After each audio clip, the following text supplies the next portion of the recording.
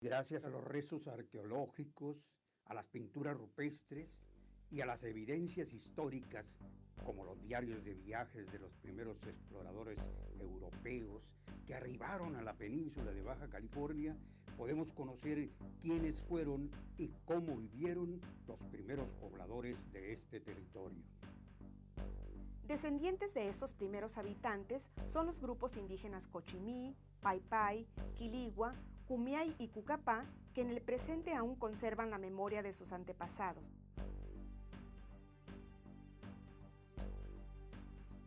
Los Cochimí fueron uno de los grupos nativos más antiguos de la península de Baja California. Ellos eligieron la región del desierto central de la península como su lugar de asentamiento y allí sobrevivieron durante miles de años hasta la llegada de los europeos.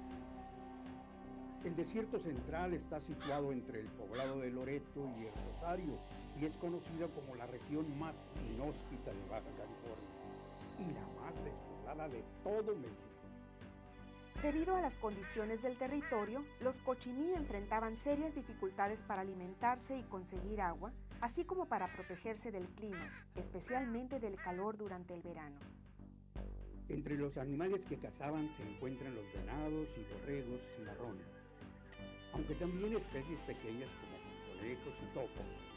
Para esta actividad elaboraban distintas armas y herramientas, como lanzas, arcos y flechas con puntas de piedra afilada. Un instrumento de caza muy singular era el palo cazador, un trozo de madera curveado que lanzaban a las patas de las liebres para atraparlos mientras corrían. Uno de sus alimentos preferidos era la pitaya, una fruta que nace de la planta llamada del mismo nombre. El verano solía ser la mejor época para piscarla, ya que en esta estación crecía de manera abundante. La cosecha, que proveía de comida suficiente para todos, se convertía en todo un acontecimiento. Para celebrarlo, los diversos grupos en los que se habían dividido para buscar comida volvían a reunirse para la colecta y hacían un festejo conocido como la fiesta de la pitaya. Además de las fiestas, los Cochimí tenían una vida religiosa propia que llamó la atención de los misioneros al llegar a estas tierras. Ellos practicaban ceremonias y rituales con diferentes propósitos, por ejemplo, para hacer llover o tener suerte en la cacería. El personaje encargado de dirigir las ceremonias era el chamán, quien era la persona con más sabiduría del grupo.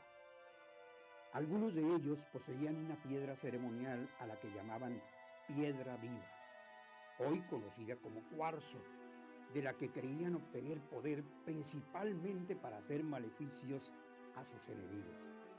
El chamán también tenía el poder para hacer viajes astrales.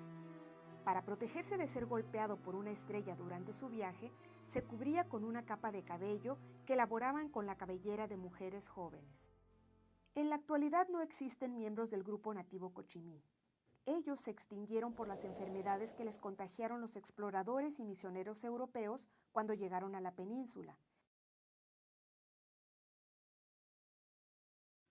Los Quiligua vivieron por muchos años aislados del resto de los grupos indígenas y fueron los últimos en entrar en contacto con los conquistadores europeos. Pasaban la primavera y el verano en la parte más alta de la cordillera formada por las sierras de Juárez y de San Pedro Mártir, mientras que en el otoño y el invierno se trasladaban a las partes bajas, como las playas de lo que ahora es el puerto de San Felipe en el Golfo de California. Los cazadores también se valían de singulares estrategias. Por ejemplo, para cazar venados o berrendos, utilizaban la piel y la cabeza de uno de estos animales muertos para hacerse un disfraz. Así, enfundados en su traje de venado o berrendo, engañaban a su presa y podían acercarse a muy corta distancia para atraparla. Entre los quiliguas se tenía la creencia de que el cazador tenía el deber de compartir con el grupo sus presas, o de lo contrario, perdería la suerte en la cacería. Un aspecto importante en la vida de los antiguos Quiligua es el de los juegos. Entre ellos se pueden mencionar el de las cañuelas, el peón y la teja. El personaje más importante de la tribu era el chamán, o hechicero, pues creían que tenía poderes para curar o enfermar, incluso para cambiar el clima. Por ejemplo, hacer llover.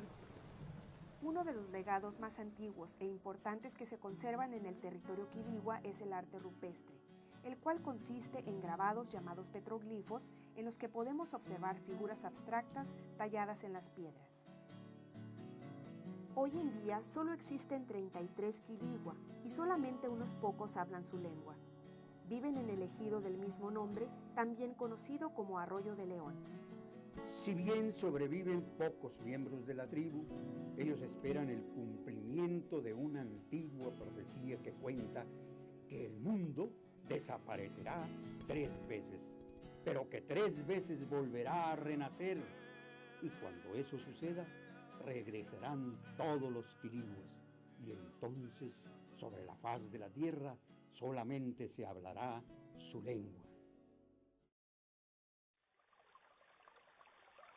Cucapá significa gente de agua. Se les llamó así porque los antiguos miembros de este grupo se asentaron en el delta del río Colorado. Su modo de vida consistía principalmente en la pesca de la totoaba en Balsa de Tule. De los 5 grupos nativos de Baja California, ellos fueron los únicos que desarrollaron la agricultura, y gracias a que cultivaban la tierra, su alimentación incluía variedad de granos como el frijol y el maíz. Los Cucapá se caracterizaron también por su forma de vestir. Entre sus prendas podemos distinguir las faldas de corteza de sauce y las sandalias de ixtle, que es la fibra de mezcal. No hay que olvidar que una de las artesanías más elaboradas y vistosas de Baja California son los collares y pectorales de Shakira, que en un principio y durante muchos años fueron elaboradas con conchas del fondo del río. En la actualidad, los Cucapás habitan en el ejido Cucapá el Mayor, donde aún practican algunos de sus conocimientos ancestrales y se sigue contando de generación en generación las historias que relatan su origen, como el mito del dios Coyote, Luna Metipá, y los 4 hechiceros montañeses que narran la creación del mundo. Los Pai Pai formaron parte del grupo de indígenas serreños que habitaron la zona más alta de la Sierra de Juárez. Eran seminómadas que se dedicaban a la recolección de bellotas, tunas, los agaves silvestres que abundan en la sierra casi todo el año. También se alimentaban de una gran variedad de animales como la zorra, los venados y el león o puma. Otro aspecto que caracteriza a este grupo son los cantos tradicionales realizados en las fiestas y funerales. El instrumento con el que suelen acompañarse es el bule, una especie de maraca hecha de calabaza y semillas. También se dedicaron a la elaboración de cerámica de barro rojo. Igual que otros grupos nativos, los Pai Pai se han contado historias para explicar el origen de su tribu o los fenómenos naturales durante generaciones. Una de las historias más interesantes es la del dragón Alcutat, que por una parte plasma la dificultad de los indígenas para tener acceso al agua y por otra representa la manera en que los nativos reaccionaron a la llegada de los europeos. En la actualidad, los Pai Pai son uno de los grupos nativos con más miembros. Cerca de 300 indígenas viven en una sola comunidad, la exmisión de Santa Catalina, que se localiza entre el Océano Pacífico y el delta del río Colorado, exactamente al centro de la península de Baja California.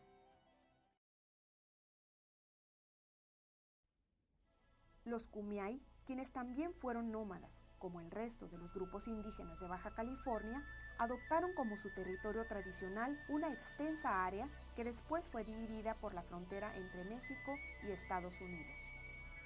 Esta es una región entre las actuales ciudades de San Diego y Santa Catarina, Baja California, al sur de Ensenada.